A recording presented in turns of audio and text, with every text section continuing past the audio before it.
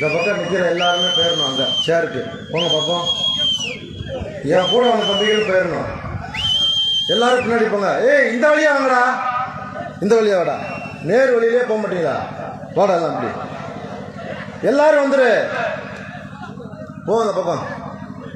அந்த டீ குடிக்கிறவங்கலாம் வந்து தயவு செஞ்சு உட்காருங்க. இங்கே யாரும் நிற்கக்கூடாது. எல்லாரும் பேரு ஒருத்தர் கூட நிற்கக்கூடாது. தம்பி, அங்கே நிற்கிற தம்பிங்கள வா, சேர் இருக்கு, போய் உட்காருவா. கிளம்பு போ எல்லாரும். பேரரசருடைய பேரருளாலே திண்டுக்கல் பாராளுமன்ற தொகுதி மீட்பு மாநாடு, இது 9வது மாநாடு. தமிழக வரலாற்றிலே ஒரு பெரும்பான்மை சமூகத்திற்கு இழைக்கப்படுகிற அநீதிக்கு எதிரான மக்கள் திரளுகிற மிகப்பெரிய மாநாடு. இந்த நிகழ்விற்கு வரவேற்புரை ஆற்றி சென்றிருக்கக்கூடிய திண்டுக்கல் கிழக்கு மாவட்ட செயலாளர் பிரபு அம்பலம் அவர்களை, முன்னிலை வகித்திருக்கக்கூடிய தமிழர் தேசம் கட்சியினுடைய மாநில மாணவர் அணி செயலாளர் நத்தம் விஎம் பூமி அம்பலம் அவர்களை, தமிழர் தேசம் கட்சியினுடைய மாநில செயலாளர் அருமை தம்பி மதுரை அழகர் அவர்களை, மாநில மருத்துவரணி செயலாளர் அன்பு எழில் அவர்களை, திண்டுக்கல் மேற்கு மாவட்ட செயலாளர் விஜய் அம்பலம் அவர்களை, திண்டுக்கல் கிழக்கு மாவட்ட இணை செயலாளர் அழகுராஜா அவர்களை, மாநில மாணவரணி செயலாளர் மதுரை கவிதா அவர்களை, மாவட்ட இணை அமைப்பாளர் வீரமுத்தரையர் முன்னேற்ற சங்கம் செல்வராஜ் அவர்களை, சிறப்புரை ஆற்றி சென்றிருக்கக்கூடிய மாநில அமைப்பு செயலாளர் தமிழர் தேசம் கட்சி தமிழ் திரு சம் மகடேஸ்வரன் அவர்களை, கருத்துரை வழங்கி சென்றிருக்கக்கூடிய தமிழர் தேசம் கட்சியினுடைய மாநில பொதுச் செயலாளர் தலவாய் ராஜேஷ் அவர்களை, தலைமை ஒருங்கிணைப்பாளர் அருமை தம்பி குரு மணிகண்டன் அவர்களை, இந்த நிகழ்வு இங்கே நடைபெற உறுதுணையாக இருந்த மாவட்ட துணை செயலாளர் வெள்ளிமலை, மாவட்ட இளைஞரணி செயலாளர் சங்கிலி, மாவட்ட இளைஞரணி துணை செயலாளர் வடிவேல், மாவட்ட இணை செயலாளர் தனராஜ், மாவட்ட இணை செயலாளர் ராஜ்குமார், நத்தம் தெற்கு ஒன்றிய செயலாளர் பிரபு, நத்தம் வடக்கு ஒன்றிய செயலாளர் செல்வராஜ், சானார்பட்டி வடக்கு ஒன்றிய செயலாளர் பெரிய கருப்பன் மெம்பர், சானார்பட்டி தெற்கு ஒன்றிய செயலாளர் பொன்னுச்சாமி, வத்தலக்குண்டு ஒன்றிய செயலாளர் சின்னக்கண்ணன், நிலக்கட்டை ஒன்றிய செயலாளர் ரஞ்சித் குமார், ஆத்தூர் ஒன்றிய செயலாளர் அஜித் கண்ணன், நன்றியை வழங்க இருக்கக்கூடிய அருமை தம்பி திண்டுக்கல் கிழக்கு மாவட்ட துணை செயலாளர் சக்திவேல். இந்த நிகழ்வில் நம்மோடு இந்த முத்தரையர் சமூகத்திற்காக நாங்களும் எந்த நேரத்திலும் கரம் கோக்க தயாராக இருக்கிறோம்.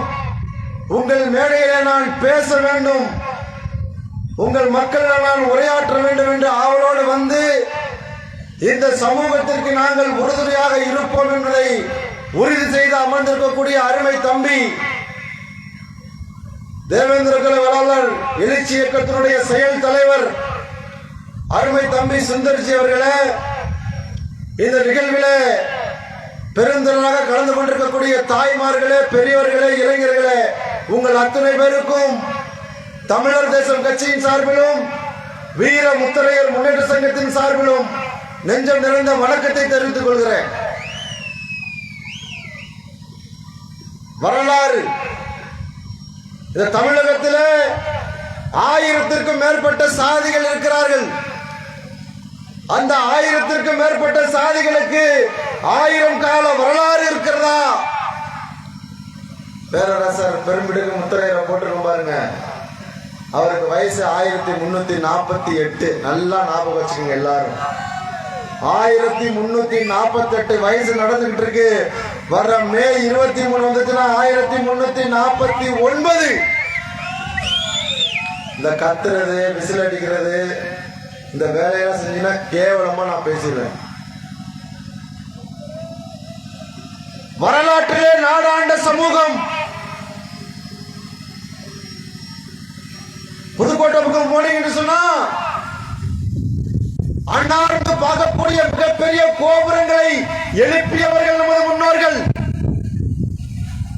வியந்து பார்க்கக்கூடிய ஏரிகளையும் குளங்களையும் வெட்டி இந்த தமிழ் சமூகத்திற்கு நீர்ப்பாசன மேலாண்மையை கொடுத்தவர்கள் நமது முன்னோர்கள். வரலாற்றிலே நாடாண்ட சமூகம் பல்வேறு திட்ட முறைகளை கொண்டு வந்த சமூகம். இதெல்லாம் யார்? நமது முன்னோர்கள். வரலாற்றிலே நாடாண்ட ஒரு சமூகம் இன்னைக்கு நிகழ்காலத்திலே நாடாள முறையிலே என்ன காரணம் அதை தெரிஞ்சுக்கிட்டாதான் நம்மளால திரும்பவும் நாடாள முடியும். பஞ்சாயத்து தலைவர் ஆகணும், ஒன்றிய கவுன்சிலர் ஆகணும், மாவட்ட கவுன்சிலர் ஆகணும், சட்டமன்ற உறுப்பினர் ஆகணும், பாராளுமன்ற உறுப்பினர் ஆகணும். திராவிட கட்சிகளும் தேசிய கட்சிகளும் நம்மளை வஞ்சித்து விட்டார்கள். நமக்கான உரிமைகளை அவர்கள் பெற்றுத்தரவில்லை. ஆகையால் நாம் வீழ்ந்து கிடக்கிறோம் அப்படின்னு நம்ம நினைக்கிறோம். இந்த நாடு சுதந்திரம் அடைஞ்சு 75 வருஷத்தை கடந்து விட்டது. இந்த நாடு சுதந்திரம் அடைந்து 75 வருடத்தை கடந்து விட்டது. ஆனால் ஒரு பாரம்பரியமிக்க ஒரு வரலாற்றுக்கு சொந்தமான 1000 கால வரலாறு கொண்ட ஒரு சமூகத்தினுடைய நிலைமை தமிழக அரசியல் இன்னைக்கு கேள்விக்குறியாயிருக்கு. காரணம் என்ன? தம்பிங்க சொன்னா பாருங்க, ரஜினிகாந்த் படத்துல அந்த பாட்டு வரும், ராம ஆண்டாலும் ராவண ஆண்டாலும் எனக்கு ஒரு கவலை இல்ல. நாயுடு ஒருத்த வீடுதான் இருக்க, நீ பஞ்சாயத்துல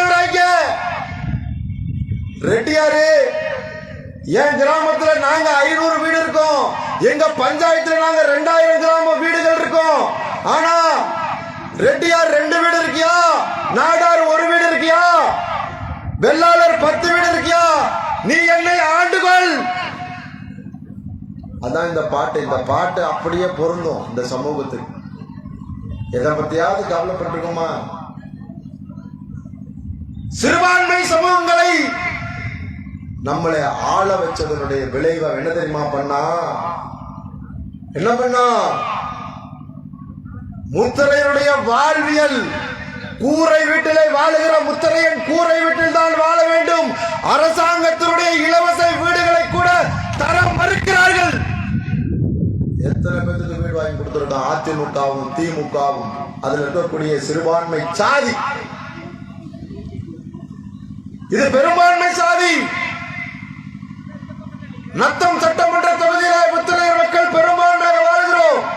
அந்த முத்திரையர் பெரும்பான்மையாக வாழ்கிற அந்த முத்திரையர்களுக்கு அரசாங்கத்தினுடைய நலத்திட்டங்கள் அத்தனையும் கிடைத்திருக்கிறதா சொன்னா அதை வாங்கியே கொடுக்க மாட்டான். யாரு? இந்த பாட்டு பாடணும் பாருங்க, எவன் ஆண்டா என்னன்னு சொல்லி நம்ம என்ன பண்றோம்? தேர்தல் நேரத்தில் அவன் கொடுக்கிற 200 ரூபாய்க்கும் அவன் கொடுக்கிற பிரியாணிக்கும் நாம் என்ன பண்றோம்? வாக்களித்து விடுகிறோம். இதை விட கொடுமை. எல்லா கூட்டத்திலையும் இதை சொன்னா எனக்கு சங்கடமா இருக்கு. ஒரு வீட்டுல ஒரு பொண்ணு இருக்கா, திருமணமாகாத பொண்ணு இருக்கா, திருமணமான ஒரு அம்மா இருக்காங்க. திருமணமான அம்மாவுக்கு யார் சேலை எடுத்து கொடுக்க வேண்டும்? அவருடைய கணவர் தான் சேலை எடுத்து கொடுக்கணும். திருமணமாக அந்த பொண்ணுக்கு அவங்களுடைய தகப்பன் தான் சேலை எடுத்து கொடுக்க வேண்டும். முத்தரையர் கிராமங்கள்ல என்ன நடக்கிறது? தேர்தல் வந்துருச்சுன்னு சொன்னா திமுக காரன் அதிமுக காரன் சேலை எடுத்து கொடுக்கிறான். அவன் நமக்கு என்ன முறை? அப்பனா அல்லது கணவனா? இதெல்லாம் சிந்திக்கணும் தாய்மார்கள். சிரிச்சிட்டு போக கூடாது. சிரிச்சிட்டு கடந்து போறோம். அவன் என்ன நினைக்கிறான்? சேலை எடுத்து கொடுக்கிறோம், வாங்கிக்கிறாங்க. நாம என்ன சொன்னாலும் அவங்க கேட்பாங்க. முத்தரையர் மக்களை பற்றி கவலைப்பட தேவையில்லை. அதிமுகவும் திமுகவும் முடிவு செய்து வைத்திருக்கிறார்கள். உன்னை பத்தி கவலையே கிடையாது. பெரிய எழுச்சி பெறுவாங்களா? ஏதோ வீரமுத்தரையர் முன்னேற்ற சங்கமும் தமிழர் தேச கட்சியும் வந்த பிறகு விவசாயிகள்கிட்ட விவசாய பொருள்லாம் போகுது, டோல்ல பணம் வாங்கக்கூடாதுன்னு பிரச்சனை பண்றான். மாநில செயலாளர் மாவட்ட செயலாளர் போய் களத்துல நின்று கத்துறான். நீங்க ரெண்டா பிரிச்சு பார்க்கணும். எப்படி கிமு கிபி சொல்கிறார்களோ அதே போல் முத்தரையர்களுடைய வாழ்வியலில் வீரமுத்தரையர் முன்னேற்ற சங்கம் வருவதற்கு முன்னால், வீரமுத்தரையர் முன்னேற்ற சங்கம் வந்ததற்கு பின்னால் என்னையா பண்ணிச்சு வீரமுத்தரையர் முன்னேற்ற சங்கம்?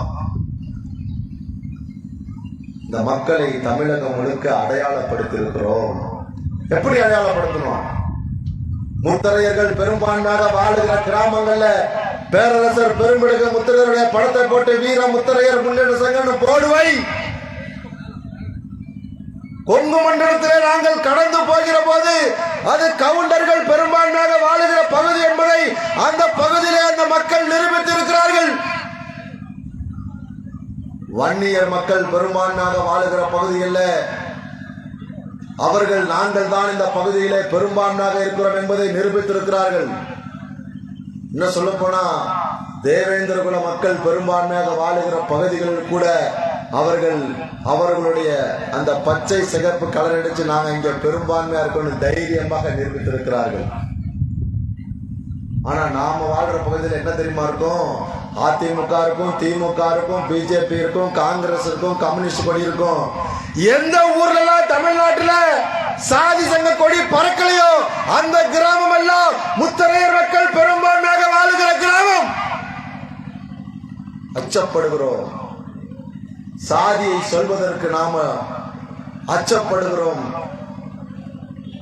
சங்கடமா நினைக்கிறோம் சாதியை சொல்றது. கேட்கிறாங்க, ஸ்கூலுக்கு போனா ஜாதி, காலேஜ் போனா ஜாதி, வேலை வாய்ப்புக்கு போனா ஜாதி, நீ மட்டும் ஏன்டா ஜாதி பேர சொல்ல மாட்ட? இப்படி வரலாற்றிலே நாடாண்ட ஒரு சமூகம் நிகழ்காலத்திலே அவன் வாழுகிற பகுதிகளில் கூட பஞ்சாயத்து தலைவரா மாவட்ட கவுன்சிலரா வர முடியல. என்ன காரணம் கேட்டா இவன் மீது என்ன மாதிரியான அடக்குமுறையை செஞ்சா கூட கோபமே படாம நாம கடந்து செல்கிறோம். இதை மாற்றணும். இதை மாற்றணும்னு சொன்னா இவ்வளவு காலம் மாறி மாறி வாக்களித்தோம். அதிமுக ரெட்டலை இல்லைன்னா சூரியன், சூரியன் இல்லைன்னா ரெட்டலை. தமிழகத்தில் மிகப்பெரிய மாற்றம் வருதுன்னு சொன்னா சூரியனுக்கு பதிலா ரெட்டலை, ரெட்டலைக்கு பதிலா சூரியன். இதான்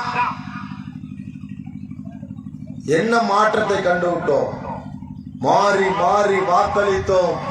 என்ன பலன் கண்டோம்? இந்த திராவிட கட்சிகளுக்கு வாக்களித்து மாற்றத்தை ஏற்படுத்த, இந்த சமூகத்திலே மாற்றம் ஏற்பட வேண்டும் என்று சொன்னால் இங்க வந்திருக்கவங்க பத்தாது. குறைஞ்சபட்சம் ஒரு 50 கிராமத்துல வந்திருக்கோம், 100 கிராமத்துல வந்திருக்கோம் சொன்னா 100 கிராமம் தேர்தல் நேரத்திலே 1000 கிராமங்களாக மாற்றப்பட வேண்டும். எல்லா கிராமத்திலே சொல்லணும் நமக்கான கட்சி. இன்னைக்கு தமிழகத்துல விடுதலை சிறுத்தைகளை பார்த்து தமிழகத்தை ஆளக்கூடிய திராவிட கட்சிகளும் தேசிய கட்சிகளும் பயப்படுவதற்கு காரணம் ஒற்றை தலைமை, ஒரே தலைமை, தமிழகம் முழுக்க அறியப்படுகிற தலைமை விடுதலை சிறுத்தைகள். அதனுடைய தலைவர் திருமாவளவன். ஒரு பறையரை தொட்டுன்னு சொன்னா விடுதலை சிறுத்தைகள் களத்தில் இறங்கி அவர்களுக்காக நிற்பார்கள். அவர்களுக்காக அரசை எதிர்த்து ஆர்ப்பாட்டம், போராட்டம் செய்வார்கள். அதே மாதிரிதான் வன்னியர் மக்கள். எத்தனையோ அமைப்பு இருக்கும், 10க்கும் மேற்பட்ட வன்னியர் அமைப்புகள் இருக்கலாம். எங்களுக்கான ஒரே தலைமை, ஒரே அடையாளம் அப்படின்னு சொல்லி பாட்டாளி மக்கள் கட்சி அதனுடைய தலைவர் மருத்துவர் ராமதாஸ் தான் சொல்றாங்க. எந்த சமூகம் எல்லாம் அவர்களுக்கான ஒரு வலுவான தலைமையை, தமிழகம் முழுக்க அறியப்படுகிற தலைமையை வைத்திருக்கிறார்களோ அவர்களை பார்த்து திராவிட கட்சிகள் பயப்படுகிறார்கள். அவர்களுடைய கோரிக்கைகளை உடனடியாக நிறைவேற்றுகிறார்கள். நம்மளை பார்த்துலாம் பயம் இல்லை. பயத்தை ஏற்படுத்தணும்னா இந்த இடம் பத்திருக்க கூடாது. பயத்தை ஏற்படுத்தணும்னு சொன்னா ஒவ்வொரு முத்திரையிலும்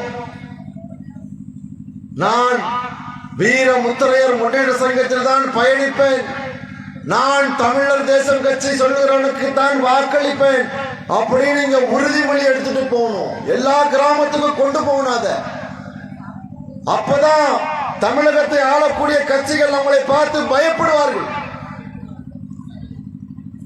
இல்லைன்னு சொன்னா கடந்து போய் விடுவார்கள். இங்க நடந்திருக்கு பாருங்க. ஆண்டி அம்பலம் ஐயா பெரியவரு, அதுக்கப்புறம் இப்போ இவர் ஒரு முறை வெற்றி பெற்றாரு, 2 முறை. இந்த முறை இந்த தொகுதியில பெரும்பான்மை இல்லாத ஒரு சமூகத்தினுடைய ஒரு நபரை நீங்க சட்டமன்ற உறுப்பினராக தேர்ந்தெடுத்திருக்கீங்க. வெக்கமா இல்ல நமக்கு? சூடு சொரணல்ல நமக்கு? யாரு வேணா வரட்டும், நமக்கு என்ன? இப்படி நாம கடந்து போகிற போது நமக்கான உரிமைகளை அரசியல் கட்சிகள் தரம் மறுக்கிறார்கள். இனிமே கடந்துலாம் போக கூடாது. உள்ளாட்சி அடுத்து வர்றதற்கு பாராளுமன்ற தேர்தல், அது முடிஞ்ச உடனே உள்ளாட்சி தேர்தல் வர இருக்கு. 2024 பாராளுமன்ற தேர்தல், 25 உள்ளாட்சி, அதுக்கப்புறம் சட்டமன்ற தேர்தல். இது எல்லாத்துக்குமே நமக்கான கட்சி எப்படி வன்னியர் மக்களுக்கான கட்சி பாட்டாளி மக்கள் கட்சியோ, பறையர் சமூக மக்களுக்கான கட்சி விடுதலை சிறுத்தைகள் கட்சியோ, முத்திரையருக்கான கட்சி அதிமுக இல்ல, திமுக இல்ல, பிஜேபி இல்ல, காங்கிரஸ் இல்ல, கம்யூனிஸ்ட் இல்ல, தமிழர் தேசம் கட்சி மட்டும்தான்டா எனக்கான கட்சி நீங்களாம் சொல்லணும். அப்பதான் மாற்றம் வரும்.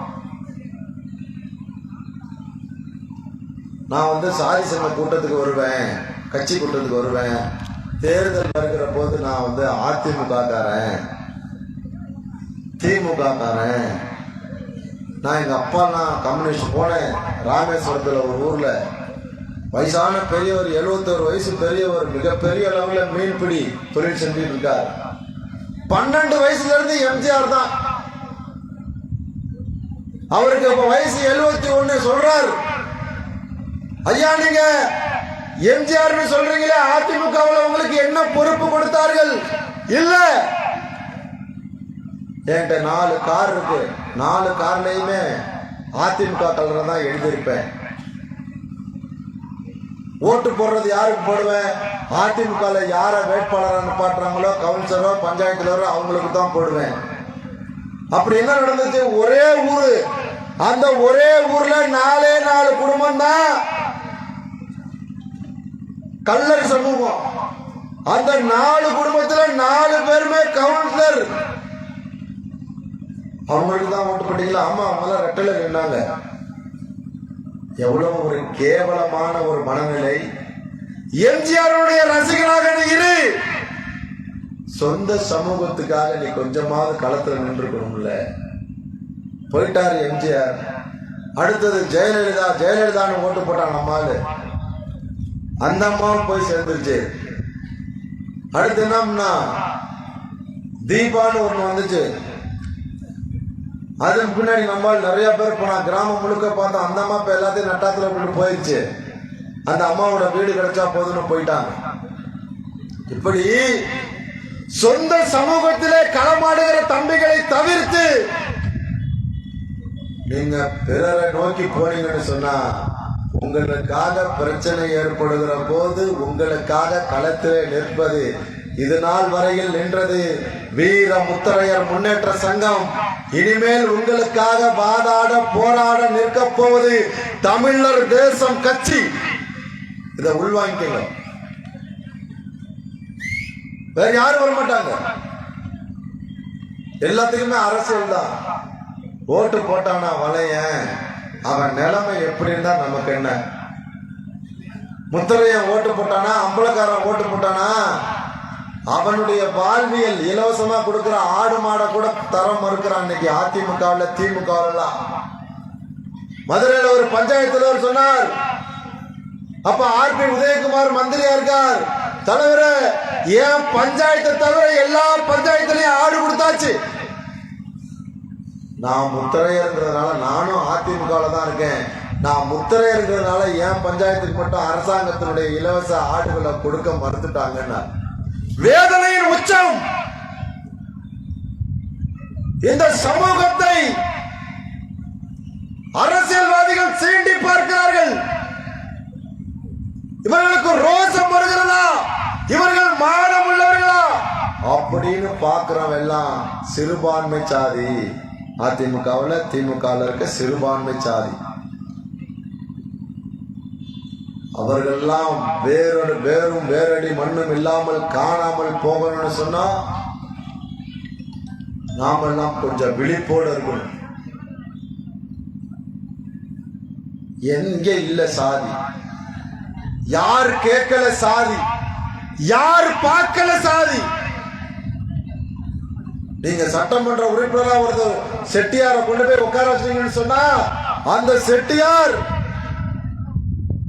அரசு வேலை வாய்ப்பு வருகிற போது இவர் என்ன சமூகம்னு சைலண்டா கேட்பார். அவர் நம்மால ஏண்டா ஓட்டு போட மட்டும் முத்துராஜா வேணும், அரசாங்க வேலை வரப்ப சைலண்டா கேட்பான். நம்மாலாம் போட்டு விடு. முத்தரையர்னா அவன் கேள்வி கேட்க மாட்டாங்க. அவனுக்கான ஒரு அமைப்பு இல்ல. வீர முத்தரையர் முன்னேற்ற சங்கமும் தமிழர் தேச கட்சி வருவதற்கு முன்னால். இனிமே அப்படி நடக்காது. நீ யார் வேணாலும் சட்டமன்ற உறுப்பினரா, பாராளுமன்ற உறுப்பினரா, பஞ்சாயத்து தலைவரா, ஒன்றிய கவுன்சிலரா ஆயிக்கோ. உனக்கு எதிராக தம்பிங்க நடத்தினான் பாருங்க குடியேறும் போராட்டம். எவ்வளவு கெஞ்சினீங்க, அதுல ரோடே போட முடியாது அப்படின்னு சொன்னீங்க. இன்னைக்கு எப்படி ரோடு போடுறீங்க? அதனால திமுகவோ அதிமுகவோ கம்யூனிஸ்டோ பிஜேபியோ காங்கிரஸோ இந்த மக்களுக்காக குடியேறும் போராட்டம் நடத்தாது. இந்த மக்களுக்காக களத்தில் இறங்கி இந்த மக்களுக்கு இதை பெற்று தருவேன் என்று உறுதியோடு எவருமே களத்திலே நிற்க மாட்டார்கள். காரணம், அவர்கள் சிறுபான்மை சமூகம். நமக்கானதை அவர்கள் கேட்டு பெற்றார்கள் என்று சொன்னால் நாம விழிப்புணர்வு நிலையை அடைந்து விடுவோம். கிராமத்திலே வாழ்கிற முத்தரையர்கள், மாந்தோப்பு இருக்கா, விவசாயம் இருக்கா, அதை பார்த்துட்டு வீட்டுக்கு வந்தியா? இன்னைக்கு ஒரு ஐயாவை பார்த்தேன் தவறுமுச்சியில, பச்சை துண்டு போட்டுக்கிட்டு. அவரை பார்த்தோன்னே முடிவு பண்ண அவர் நம்பால் தான். அப்படியே பேச்சு கொடுக்குறேன். விவசாயம் இல்லை, 18 கஜம் வெட்டி இருந்த கிணறு தண்ணி இல்லை, அதுல போர் போடப்படான்னு பார்த்தா அதுல தண்ணி வராதுன்னு சொல்லிட்டாங்க. ஆடு மாடை வளர்த்துக்கிட்டு இருக்கேன். தினந்தோறும் இந்த கடைக்கு டீ குடிக்க வருவீங்களான்னு கேட்டேன். தினந்தோறும் எப்படி வர்றது? இன்னைக்கு சந்தை தோரங்குறிச்சியில காய் வாங்குறதுக்காக வந்தேன். வெளி உலக தொடர்பே இந்த மக்களுக்கு இருக்கக்கூடாது. அப்படித்தான் நாம் வாழ்ந்து கொண்டிருக்கிறோம். நாட்டில் என்ன நடக்குதுன்னே தெரியல. யாரா முதலமைச்சர் இன்னைக்குன்னு போய் கேட்டீங்கன்னா இன்னைக்கு கிராமத்துல பல தாய்மார்கள்ட்ட செயலலிதா தான் முதல்வராக இருக்காங்கன்னு சொல்லுவாங்க.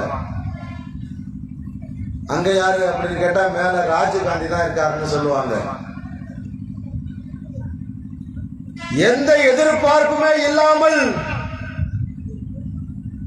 எந்தவித சலனமும் இல்லாம, ஆனா ஒரே ஒரு நன்மைதான், எவன் குடும்பத்தையும் கெடுத்ததில்ல, எவன் சொத்ததையும் அடிச்சதில்ல. இன்னும் நாம் நேர்மை உள்ளவர்களாக, நியாயம் உள்ளவர்களாக வாழ்ந்து கொண்டிருக்கிறோம். இது பத்தாது, நியாயம் தேவை, நேர்மை தேவை, நீதி தேவை. அதோடு கூட இந்த நாட்டை ஆளுகிற வல்லமை நமக்கு தேவை. அதை கொடுக்கிறதுக்கு தான் தமிழர் தேசம் கட்சி வந்திருக்கிறது. அதை கொடுக்க நாங்க தயாரா இருக்கோம். நீதி நேர்மையா வாழ்ந்தோம், வாழ்ந்துகிட்டு இருக்கோம், இனிமேலும் வாழ்வோம். யார் சொத்துக்கு நம்ம ஆசைப்பட மாட்டோம். ஆனால் நான் பெரும்பான்மையாக வாழுகிற பகுதிகளில் நான் தான் என்னை ஆள வேண்டும். அது பஞ்சாயத்து தலைவராக இருக்கலாம், கவுன்சிலர் இருக்கலாம், சட்டமன்ற உறுப்பினராக இருக்கலாம், பாராளுமன்ற உறுப்பினராக இருக்கலாம். அந்த உறுதிமொழியை எடுத்துட்டு இங்கிருந்து நாம போகணும். இன்னைக்கு தம்பிகள்லாம் பொறுப்பு போட்ட பிறகு மிகப்பெரிய மாற்றம் வந்திருக்கிறது. ஆர்ப்பாட்டம் போராட்டம் செய்கிறார்கள். இதோடு கூட நம்மவர்கள் ஆள வேண்டும். அதற்கு தமிழர் தேசம் பின்னாடி நீங்க எல்லாம் வரணும். நம்மால் சொல்லுவான், எல்லாத்தையும் சேர்த்து வச்சிருக்கான், எல்லா சாதிக்கும் பொறுப்பு போட்டு வச்சிருக்கான், இதெல்லாம் சொல்லுவான். நம்மால் திமுகவோட அதிமுகவோட இருக்கா என்ன சொல்லுவான்? தமிழர் தேசம் கட்சி முத்திரருக்கான கட்சின்னு சொல்றாங்க. அதுல தேவேந்திர குல வேளாளர்கள் இருக்கிறார்கள், வெள்ளாளர்கள் இருக்கிறார்கள், குறவர்கள் இருக்கிறார்கள், பறையர் சமூகத்தை சேர்ந்தவர்கள் இருக்கிறார்கள். அது எப்படி தமிழர் தேசம் கட்சி முத்திரருக்கான கட்சியா இருக்கும்? நான் தான் பெரும்பான்மையா இருப்பேன், சிறுபான்மை சமூகத்திற்கெல்லாம் நான் தாண்டா கேட்பேன். எவன் ஒருவன் பெரும்பான்மையான சமூகமாக ஒரு கிராமத்துல வாழ்றானோ அந்த சமூகம் தான் நீதி வழங்கும். அதனாலதான் நம்ம அம்பலக்காரர்களா இருந்திருக்கோம். இந்த அம்பலங்கள் தான் சிறுபான்மையாக இருக்கக்கூடிய அத்தனை சமூகத்திற்கும் அரசாங்கத்திடமிருந்து நீதியை பெற்றுத்தரப் போகிறோம், நியாயத்தை பெற்றுத்தரப் போகிறோம், அரசாங்கத்தினுடைய உதவிகளை பெற்றுத்தரப் போகிறோம். பலமான ஆள் தான் எல்லாத்தையும் செய்ய முடியும். தமிழகத்துல ஒரு சில சமூகம் சொல்லுவானா, மத்திய தமிழகத்துல பெரும்பான்மை, தென் தமிழகத்துல பெரும்பான்மை, வட தமிழகத்துல பெரும்பான்மைன்னா இந்த முத்தரைய சமூகம் தமிழகம் முழுக்க பரவி பெரும்பான்மையாக வாழுகிற சமூகம். 40 சட்டமன்ற தொகுதிகளில் 10 பாராளுமன்ற தொகுதிகளில் பெரும்பான்மையாக வாழுகிற சமூகம். அதனால சிறுபான்மை சமூகத்திற்கு எங்களால் மட்டுமே நீதியை பெற்றுத்தர முடியும். ஆகையால மற்ற சமூகத்திற்குமான கட்சி தான் இந்த தமிழர் தேசம் கட்சி. பதில் சொல்லிருங்க, கிளை செயலா இருக்கலாம். பதில் சொல்லிட்டு அதோடு நிற்காம தாய்மார்களுக்கும் பெரியோர்களுக்கும் இளைஞர்களுக்கும் நாம் கேட்டுக்கொள்வதெல்லாம், எப்படி வன்னியர் சமூக மக்களுடைய ஒற்றை தலைமையாக பாட்டாளி மக்கள் கட்சி இருக்கிறதோ, பறையர் சமூக மக்களுடைய ஒற்றை பிரதிநிதியாக தமிழகம் முழுக்க அறியப்படுகிற கட்சியாக விடுதலை சிறுத்தைகள் இருக்கிறதோ, அதே போல இந்த முத்தரைய சமூகத்தினுடைய ஒற்றை தலைமையாக தமிழகம் முழுக்க அறியப்படுகிற தலைமையாக தமிழர் தேசம் கட்சி, தமிழர் தேசம் கட்சி, தமிழர் தேசம் கட்சி இருக்கணும். அதுக்கெல்லாம் நீங்க முழு ஒத்துழைப்பு கொடுக்கணும்னு கேட்டுக்கிட்டு இந்த நல் வாய்ப்பை வழங்கிய இங்க கட்சியிலும் சங்கத்திலும் பயணிக்கிற அத்துணை தம்பிகளுக்கும், இரவு பகல் பார்க்காமல் வேலை பார்த்த அனைத்து சகோதர சகோதரிகளுக்கும், தம்பிங்க சொன்னா கும்பல் இல்லைன்னு அதுக்கும் பதில் சொல்றேன். அதிமுகவோ திமுகவோ மற்ற கட்சிகளோ பணம் கொடுக்காம, வண்டிக்கு சேலை கொடுக்காம இவ்வளவு தாய்மார்களையும் தம்பிகளையும் திரட்ட முடியும்னா இந்த இடத்துல திரட்டுங்க, நாங்க கட்சியவே கலைச்சிட்டு போயிடுறோம். ஏன் ₹1 கொடுக்கல, ₹1 யாருக்கும் கொடுக்கல, வேன் எடுத்து கொடுக்கல. என் மக்கள் பசியோட போகக்கூடாதுன்னு சாப்பாடு ஏற்பாடு பண்ணியிருக்கேன். எல்லா கூட்டத்திலும் ஏற்பாடு பண்ணுவேன். என் மக்கள், என் தாய்மார்கள் பசியோட, இளைஞர்கள் பெரியோர்கள் பசியோட போகக்கூடாது. அதுக்காக எல்லா கூட்டத்திலையும் உணவு ஏற்பாடு பண்ணியிருக்கோம். அதே ஏற்பாடு தான் இங்கேயும் பண்ணியிருக்கோம். அதனால கூட்டம்லாம் குறைவு அப்படிலாம் இல்லை. எப்போனாலும் இந்த களத்தில் நாங்கள் இறங்கி வேலை பார்த்துக்கிட்டே தான் இருப்போம். அதுக்கு நீங்கள் முழு ஒத்துழைப்பு கொடுங்க. வந்திருந்த அனைத்து தாய்மார்களுக்கும், பெரியோர்களுக்கும், இளைஞர்களுக்கும் மீண்டும் ஒரு முறை வீரமுத்தரையர் முன்னேற்ற சங்கத்தின் சார்பிலும் தமிழர் தேசம் கட்சியின் சார்பிலும் நெஞ்சம் நிறைந்த நன்றியை தெரிவித்துக் கொண்டு விடைபெறுகிறேன். நன்றி, வணக்கம். அடுத்தபடியாக திண்டுக்கல் பாராளுமன்ற